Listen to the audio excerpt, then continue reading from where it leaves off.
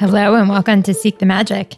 Today I want to talk about something that has changed over the past year for me, and that is really getting into my emotions and feeling them in my body as opposed to just my head, and really, separating what's going on in my mind from what is going on in the rest of me and kind of just navigating that and feeling more in my body than just in my mind. I think prior to connecting with a lot of spiritual works, and first the work of Bella Lively, who taught me about my inner voice, and then, other work with Eckhart Tolle and many others, I mainly thought about just my mind as a mind doing its thing. And then, of course, after reading Michael Singer's book about, looking at what is happening in the mind and then observing what is happening in the mind, I realized that, there's sort of a duality in terms of what's happening in our head at all times. And so that sort of got me into speaking and thinking about the inner voice and versus what is, running in my mind, and the thoughts that I used to kind of let take over my emotions and everything like that. When I started learning about inner voice and how to connect with your inner voice, there's a technique associated with that where you quiet your mind and you breathe out as you try to listen to your voice. If you ask a question to your inner voice, then you breathe out so your kind of constant chatter of thoughts quiets, and then you can hear your inner voice more. Part of Bella Lively's technique in doing that is, if you can't hear your inner voice, it may be because you have an emotion blocked somewhere. And when she references that, she says it's important to feel where that might exist in your body and to feel through it. A lot of the times it is in people's chests or in their shoulders or wherever, but just the act of doing a body scan and taking yourself out of your head and into your body was totally new to me. And this is, I've always been very active, like in terms of exercise, working out. So I felt like I had been connected to my body. But in terms of being mindful with my body and sort of still and understand what is happening and where different emotions were living and or stored in my body, that was a completely new concept to me. And it was revelatory and amazing because I noticed, yes, I did have blocks because I never really tried to clear them before. So of course, once I started sort of scanning my body and understanding where I felt, different stress or tightness, I could, identify emotions that were potentially living in one place or another. Typically, it's not a completely transparent thing. I think when I first heard about this concept, it sounded foreign and it took me a while to grasp and understand it. But the idea is to feel where there's a tightness or a heaviness or something like that in your body and try to breathe through it. And typically, if you're asking yourself a question and then you are not hearing a clear answer from your inner voice, then that block is somehow associated with keeping you from connecting to your inner voice. And so the block is usually associated with an emotion that is standing between those two things. For example, like if I say I'm, inner voice, why... well, it's hard to give examples. Inner voice, why do I have trouble speaking in front of an audience? And this is a question that I had and I've confronted many times in my life, and now I've processed through it. But I think the answer is still blocked with the fear of judgment. And it's something that I've worked through, and hopefully I'm making progress on, because I'm, speaking over the internet waves to, whoever decides to listen. But, that's something that was a tightness in my chest and a block. And when I felt that block, sometimes what happens is you start to breathe through it, and you feel memory associated with it. And sometimes these memories are associated with, something you felt when you were little, or there could be a trail of memories that, come up as this block and or emotion that you've felt and suppressed comes, as it comes up, these emotions and these feelings are stored. And usually there are multiple memories associated with them, but then the core memories are when you were little. The practice is to feel the emotion, identify it, separate the story from it, and then breathe through it. And it really helps if somebody else is holding space for you and somewhat witnessing you in this, because then you can process it, express and feel heard if someone is holding a safe space for you.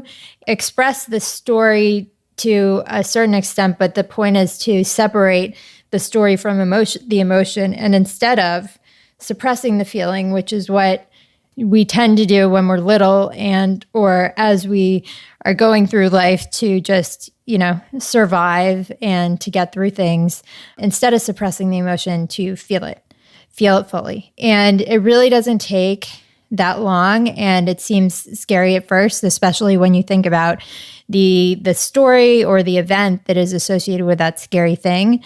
Your head, your mind's, protective reaction is, okay, don't go there, don't think about it, do something else. And instead, the idea is to breathe through it, feel through it, believe it takes 90 seconds to truly process through an emotion. And if it takes longer, then that means you are kind of looping your story in with it.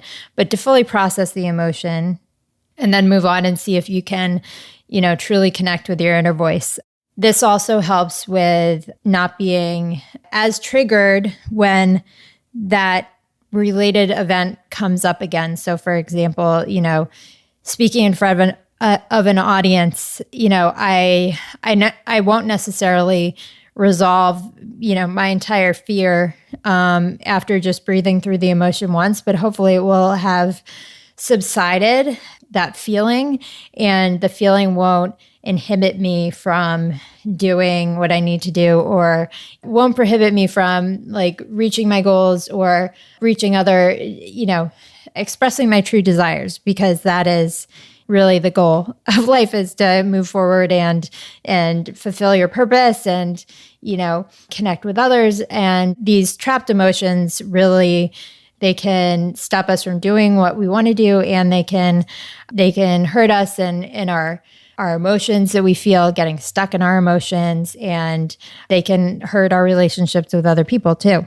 The magic for me today is celebrating going into my body and not just living in my mind and thinking that I'm just this one thinking entity that lives in my brain, but really I'm a whole being, and my expressions and my feelings and my sentiment, it all is connected between my head and my inner voice and my body. And by listening to my body and spending time and scanning my body and understand what I'm feeling and to feel through it, it's so much better than to suppress and move on, which is what I've done for, the majority of my life. So either suppress or try to run it out, which, sometimes that works, and going on a run is great. And, you feel like you get some aggression out, but it's not necessarily processing the triggering event of what happened. And so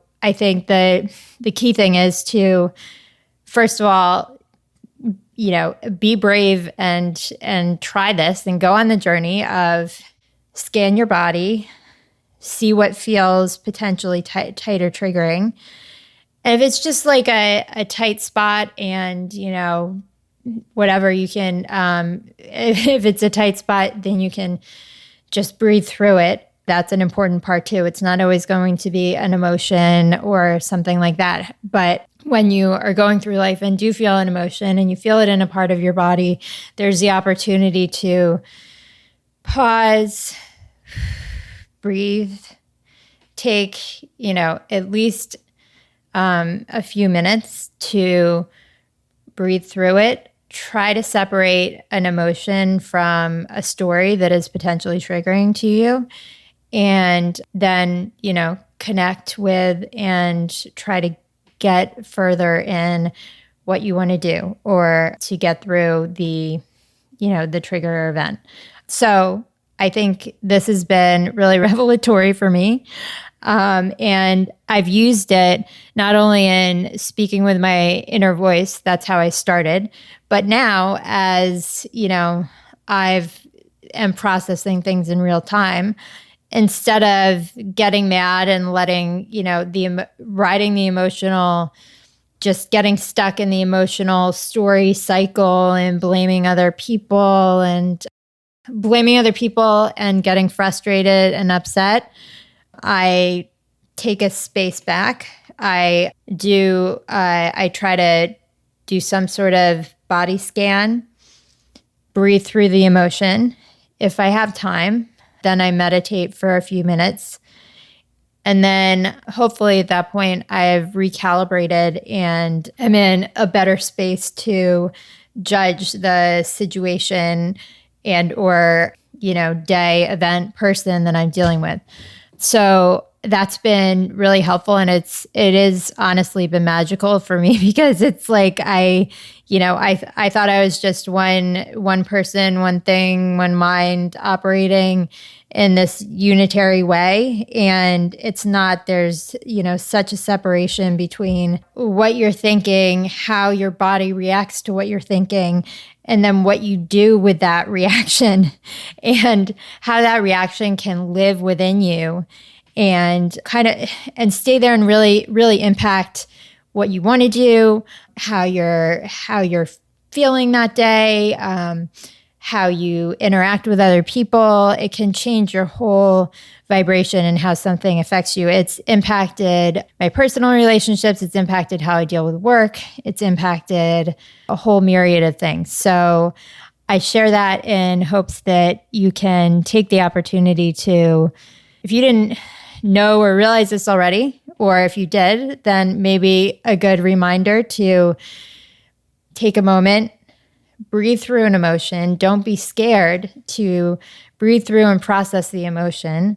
I think that's the other key thing because suppressing emotions is what many of us have been taught to do, and I think that can be harmful for our short-term dealing with a situation and long-term health in our mind and body. So take a situation, feel the emotion, breathe through where you feel it in your body. If you can, take time to meditate and then, move forward with what you want to do. If you're more interested in speaking with your inner voice, I have more information about that. You can ping me or go to my website and I'm happy to help with that. But for now, I hope you can seek the magic in your day-to-day. Thank you. Take care. Bye.